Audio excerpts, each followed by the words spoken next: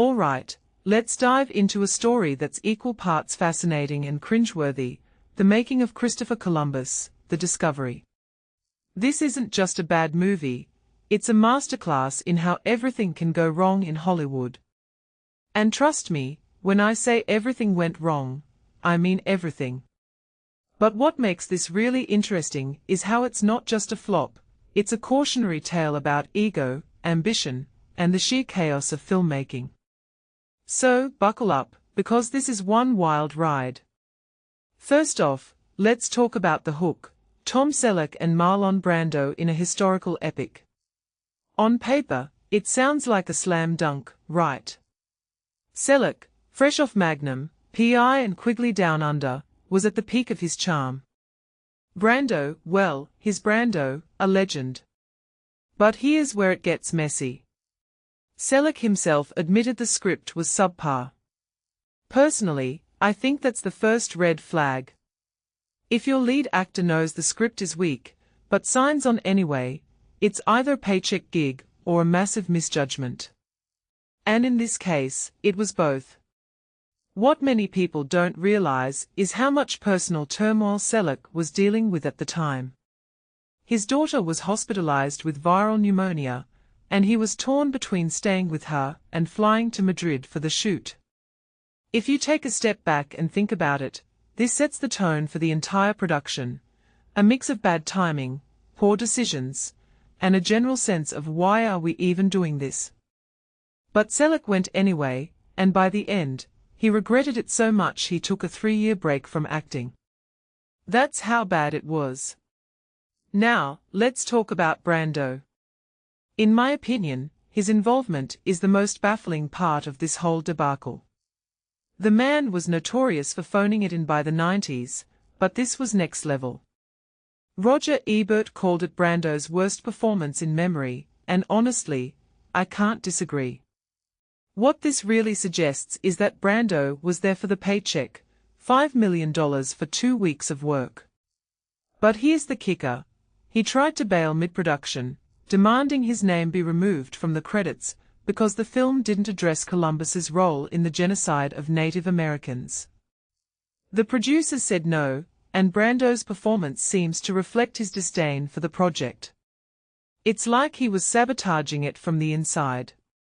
One thing that immediately stands out is the sheer incompetence behind the scenes. The Sellecks, the father-son producing duo behind Superman, thought they could pull off a historical epic. Spoiler, they couldn't. The original director, George P. Cosmatos, quit due to creative differences. Timothy Dalton and Isabella Rossellini followed suit, both filing lawsuits. By the time John Glenn, a seasoned Bond director, took over, the ship was already sinking. And let's not forget the topless Native American scene that felt completely out of place. It's like they were trying to check every box for a disaster. What makes this story even more tragic is the missed potential. Columbus's voyage is one of history's most epic tales, discovery, betrayal, genocide, it's all there. But the film treats it like a dull history lesson. Ebert called it lackluster, and he was being kind. From my perspective, this is what happens when you prioritize star power and spectacle over substance. The film cost $40 million and made just $8.2 million at the box office.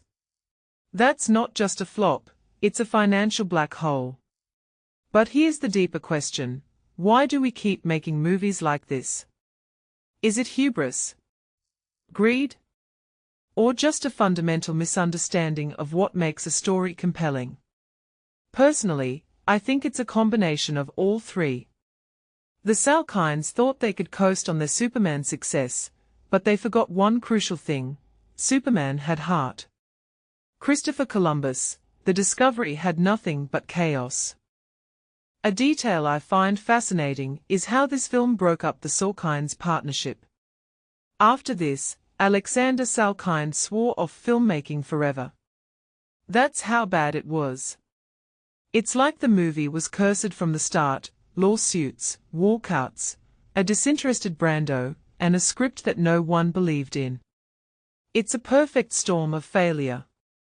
So, what's the takeaway here? For me, it's this: filmmaking is hard. Really hard.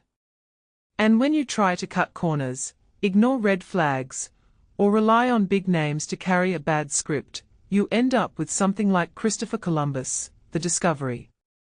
It's not just a bad movie, it's a reminder of what happens when ambition outstrips talent and integrity. And honestly, that's a story worth telling, even if the movie itself wasn't.